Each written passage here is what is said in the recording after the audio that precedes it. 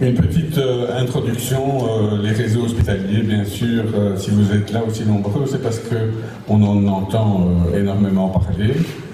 Je voulais rapidement essayer de vous faire part de quelques fragments d'expérience personnelle et aussi essayer de poser les questions qui vont lancer la journée et les débats animés par les différents orateurs. Les réseaux hospitaliers dont on parle, ceux que Madame de Bloch a déjà, avec ses collaborateurs, décrits à plusieurs reprises, c'est pour notre petit royaume, 25 réseaux desservant 400 à 500 000 habitants. Peut-être sur une base géographique, encore que ce point-là n'est pas tout à fait aussi clair. On va distinguer des hôpitaux de base, des hôpitaux de référence et bien sûr conserver un rôle aux hôpitaux académiques. Et on a des objectifs qui, au fil des débats et des discussions, apparaissent avant tout des objectifs économiques. Notre système de santé ne coûte pas plus cher que celui des autres pays, mais il est difficile à assumer financièrement. Il y a un objectif clair d'efficience accrue. Et il y a évidemment aussi des objectifs qualitatifs. Personnellement, j'ai une petite réticence, je n'ose pas dire une allergie, à la perspective qu'on nous trace que les réseaux hospitaliers constituent une idée neuve. Et donc, je vais vous faire part de 2-3 expériences qui, pour moi, mettent un bémol, en tout cas, sur la question de la nouveauté. J'ai eu le grand honneur d'être pendant quelques années un membre du conseil scientifique de l'assistance publique hôpitaux de Paris. Et donc les Parisiens aiment bien raconter leur histoire. C'est une histoire qui remonte au Moyen-Âge, comme vous le voyez sur cette illustration. Et aussi, vous voyez ici une photo de Fernandel dans un film où il retraçait la biographie du roi d'Agobert. Pourquoi le roi d'Agobert? Eh bien parce que l'assistance publique hôpitaux de Paris est une création qui remonte à 631 après Jésus-Christ, le moment où la position centrale de l'Hôtel-Dieu en face de Notre-Dame de Paris a commencé à rayonner sur l'ensemble des hospices voisins, et c'était donc sous le règne du roi d'Agobert, roi des Francs, il y a donc à peu près 1500 ans d'ici, si on compte bien. L'évolution médiévale de ce réseau jusqu'au XIXe siècle a été marquée par la charité et la bienfaisance essentiellement. Évidemment, on ne parlait pas à ce moment-là de médecine moderne. Et aussi la domination de l'Église. Pourquoi? Parce que la société civile et les organisations religieuses ont multiplié les tentatives d'impliquer des gestionnaires pour essayer de faire face à la dette. Le pouvoir civil s'y est mis, le prévôt des marchands qui était le maire de l'époque, le préfet, puis le maire, le pouvoir ecclésiastique, l'évêque. Et donc, plus près de nous, au début du XIXe siècle, on a créé un conseil général des hospices de Paris en commençant à distinguer la bienfaisance, l'assistance sociale de la gestion hospitalière, et puis la création de l'administration générale de l'assistance publique en 1849. Vous voyez que tout ça n'est pas très neuf. L'assimilation de l'assistance publique aux hôpitaux publics date de 1961 et la création de l'assistance publique hôpitaux de Paris de 1991 dans sa forme actuelle. Qu'est-ce que ce réseau aujourd'hui? C'est le CHU d'Île-de-France qui dessert 11 millions d'habitants sur une base essentiellement géographique, en tout cas pour l'essentiel des activités. C'est un réseau qui est propriété de la ville de Paris. C'est le premier établissement français et européen.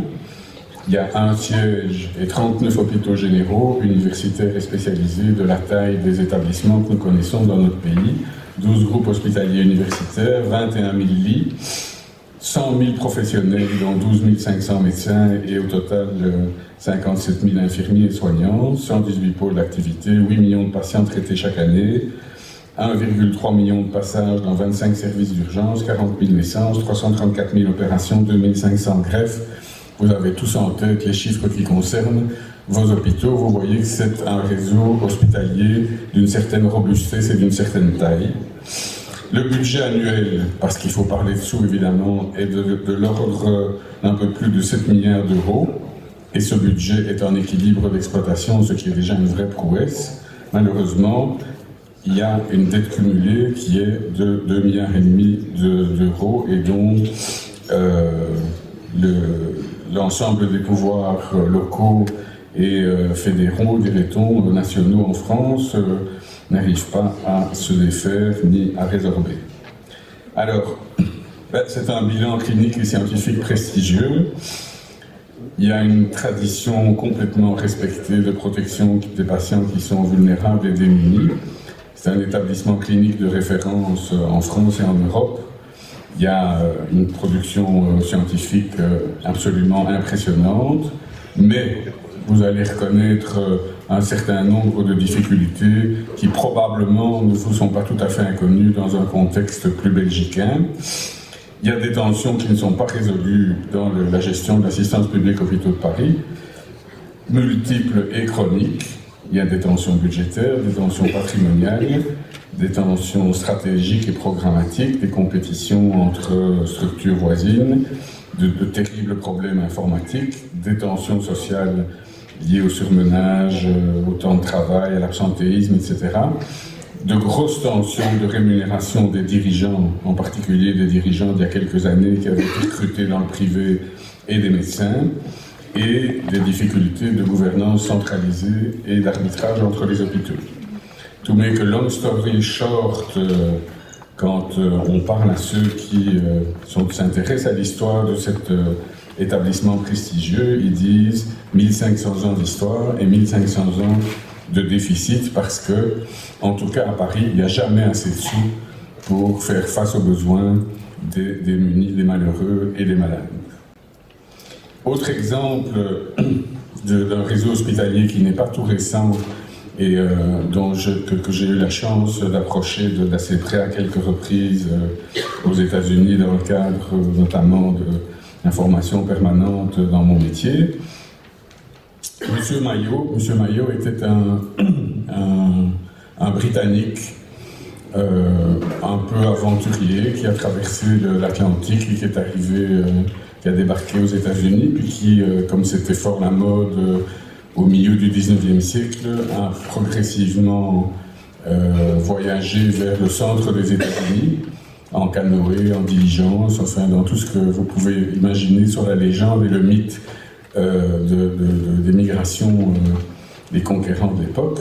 Et il s'est arrêté exactement au milieu des États-Unis, dans un tout petit patelin qui s'appelle Rochester, qui à l'époque avait 3000 habitants.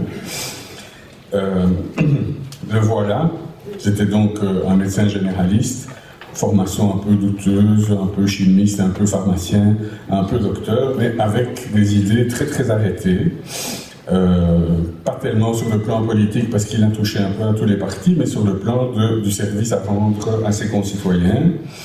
Et donc, on peut dire notamment Madame de Bloch que voilà un médecin généraliste qui s'est bien intéressé à la vie des hôpitaux. Qu'est-ce qui s'est passé? Vous voyez ce bâtiment-là, c'est le temple maçonnique de Rochester, Minnesota, où ils n'avaient pas beaucoup de sous, donc ils louaient le deuxième étage. Ils ont loué le deuxième étage pour que le gars établisse son cabinet privé. Il était, ce qui était très très exceptionnel à l'époque, un mécréant, c'est-à-dire qu'il n'avait aucune affiliation religieuse. Il a eu 2 fils qu'il a envoyés apprendre la médecine et la chirurgie dans des universités pas trop loin de Rochester, à Chicago et à Milwaukee. Et puis, ils ont eu l'idée à 3 de s'allier avec, ce qui n'était pas vraiment évident pour eux, avec les sœurs franciscaines de l'hôpital Saint Mary, qui était le petit hôpital de Rochester, et donc de déployer leur dispositif, de faire de la médecine et de la chirurgie avec les bonnes sœurs de l'hôpital. Ils se sont alliés aussi avec les protestants d'une petite structure méthodiste, un petit peu plus loin, et ils se sont mis à faire de la chirurgie novatrice. Qu'est-ce qui était la principale caractéristique de cette organisation? Depuis le tout début, c'est que le fondateur disait « No one is big enough to be independent of the others ». ce qui m'a beaucoup frappé quand j'étais moi-même à la Mayo Clinic, c'est que 100 ans après, il n'y a pas ni un dirigeant au sommet de la pyramide, ni un nettoyeur, ni une infirmière qui ignore ce slogan et qui ne comprend pas comme une nécessité vraiment de travailler en réseau et de faire des alliances autour de soi. Et le deuxième principe, the needs of the patients come first, ça aussi, ils en sont vraiment persuadés et ils ont énormément investi d'énergie pour que tout le monde comprenne bien en pratique et pas seulement dans la théorie ce que ça veut dire. Et donc nous voilà plus de 100 ans après avec la Mayo Clinic qui est maintenant un établissement qui est implanté évidemment à Rochester, qui entre-temps de 3000 habitants est devenu un petit patelin, mais quand même de 80 000 habitants, où la moitié des habitants travaillent dans l'hôpital. Ils ont donc une filiale en Arizona, à Scottsdale, et une filiale à Jacksonville. Et surtout, ils ont étendu leur système de soins de santé dans le nord du Middle West à plusieurs États qui assurent le recrutement des patients et la médecine ambulatoire. Et sur le plan international, ils sont au Mexique, aux Philippines, à Dubaï et à Singapour, c'est-à-dire qu'ils ont vraiment eu une véritable ambition géographique. 1,3 million de patients vus chaque année, 130 000 admissions, 4 500 médecins, 63 000 employés, 11 000 essais cliniques, des publications, un revenu de 11 milliards de dollars. Et eux, il n'y a pas un déficit cumulé, mais un bénéfice réinvesti chaque année de 465 millions de dollars américains qui vont à la recherche et à l'enseignement. Et ils collectent en plus 300 millions de dollars de mécénat privé. Quelles sont les caractéristiques, en tout cas celles que j'ai retenues, qui font que cette structure a non seulement une histoire, mais une robustesse particulière? C'est une fondation privée, puisque les fondateurs ont légué leur fortune à la Fondation Mayo, dirigée par un conseil d'administration. Le directeur général, le CEO, est d'office par la volonté des statuts un médecin. Les administrateurs, il y a 16 médecins et 15 extérieurs. Et n'y voyez pas, de ma part, le moindre soupçon de corporatisme, parce qu'il y a une très très grande différence entre la culture de la Mayo Clinic et celle que nous connaissons dans nos structures européennes. C'est que ceux qu'ils appellent les physician executives, donc ceux qui ont comme médecins des responsabilités de gestion, ils les repèrent à l'âge de 25 ans, si pas avant. Ils les mettent au travail dans des petites tâches d'ampleur croissante. Ils ont donc un système d'apprentissage graduel. Ils leur permettent de faire des essais et des erreurs et ils sélectionnent de manière très très progressive en les éduquant les médecins qui vont être capables d'être de brillants cliniciens, de brillants chercheurs, mais aussi des gens qui perpétuent une organisation robuste comme celle que je vous ai décrite. Troisième exemple, je suis personnellement entré dans les hôpitaux en 1971 et figurez-vous qu'en 1971 je suis entré dans un réseau hospitalier parce qu'il y avait un réseau hospitalier à l'époque dirigé de manière centrale au niveau du CPS de Bruxelles. Le CPS de Bruxelles, c'est aussi une longue histoire qui remonte au début du 19e siècle. Ça s'appelait le Conseil général des hospices au départ, puis la Commission d'assistance publique, le Centre public d'aide sociale, le Centre public d'action sociale. On a mis des mots différents chaque fois pour élargir un peu le concept et la mission, mais c'était quand même toujours à la fois la fonction hospitalière et la fonction d'assistance sociale. En 1995, le déficit hospitalier cumulé de cette organisation était de l'ordre de 25 millions d'euros, et donc assez lourd à supporter pour les communes. Et alors s'est produit un mouvement de balancier tout à fait typique qui à mon avis, ne va pas cesser de sitôt de s'animer. On a voulu scinder l'hôpital de l'aide sociale, on a fait ça vers 1996, et à ce moment-là, on a créé le réseau IRIS avec en quête d'une meilleure efficacité, une gestion hospitalière autonome en 4 réseaux, un peu le chemin inverse de celui qu'on propose maintenant.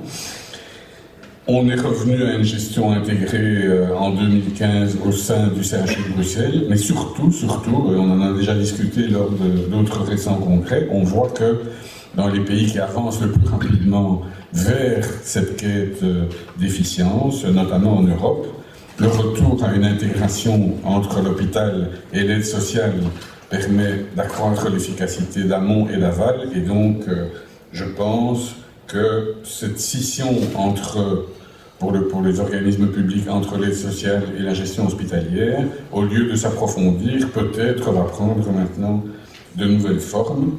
En tout cas, moi je suis très fier d'être entré dans ce réseau hospitalier. Je vois qu'il y a des soubresauts, probablement que ces soubresauts ne sont pas terminés, mais ça restait un très bon système, et ça vous explique pourquoi je suis, même si ça n'apparaît pas clairement, un grand partisan de cette évolution vers les réseaux hospitaliers, vers les autres réseaux hospitaliers, puisqu'il y en a d'existants.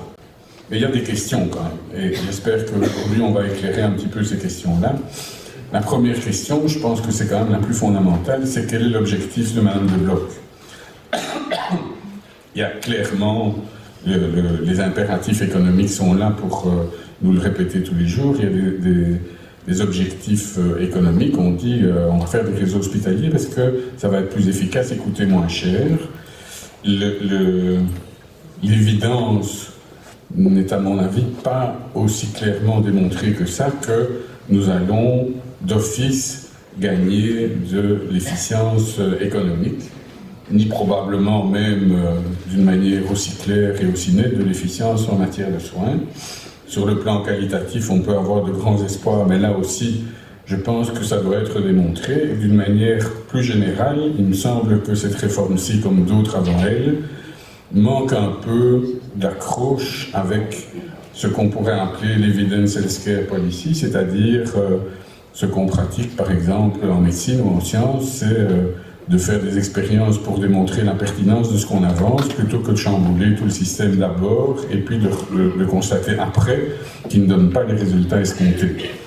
Mais bon, peut-être que c'est un peu un rêve et que la politique est comme ça. Vous avez vu que dans les petits exemples que j'ai cités, la culture des hôpitaux publics parisiens, la culture de la Mayo Clinique est quelque chose d'absolument fondamental pour que les réseaux prospèrent, aussi bien sur le plan qualitatif que sur le plan économique. Je ne suis pas sûr qu'on se soit beaucoup préoccupé jusqu'ici d'intégrer les cultures aux structures. On parle beaucoup de structures, on se dit que, bien sûr, les citoyens hospitaliers, la main sur le cœur, vont sentir où se trouve le sens du civisme, que l'affectio societatis, la célèbre volonté de se mettre ensemble pour travailler, va jaillir toute seule, et que les litiges seront rares, les conflits inexistants, et que tout le monde va se retrouver derrière ces objectifs parfaitement positifs. Bon, la réalité, notamment la réalité culturelle, va peut-être être un tout petit peu plus compliquée que ça.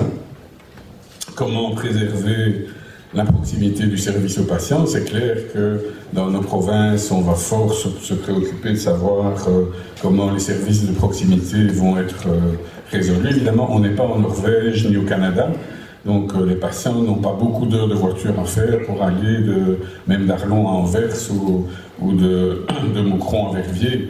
Et donc, ce problème-là n'est probablement pas insurmontable en Belgique. Toujours est-il que, notamment pour la gériatrie et la prise en charge du vieillissement, la proximité joue un rôle essentiel. Et je pense que dans les réseaux hospitaliers, il faudra y penser. Je ne suis pas tout à fait sûr d'avoir compris personnellement, mais peut-être que je n'ai pas été très attentif. Je n'ai pas très bien compris ce qu'était dans l'esprit de la ministre un centre de référence. En tout cas, je pense pouvoir rencontrer des interlocuteurs hospitaliers qui vont avoir plusieurs définitions différentes de ce qu'est un centre de référence. Et surtout, je n'ai pas bien compris qui allait octroyer ce label, si on doit compter sur les acteurs eux-mêmes pour dire « toi, tu es un centre de référence et moi pas ». Je pense qu'il y a encore un champ de palabres très large avant qu'on arrive à des consensus. c'est pas non plus très clair de voir comment on va arbitrer les conflits et les litiges, ni comment on va consolider ou compenser les comptes entre des entités qui seront réunies, mais où certaines vont gagner et d'autres perdre sur certains terrains. Et comment préserver une certaine polygamie des praticiens au service des patients.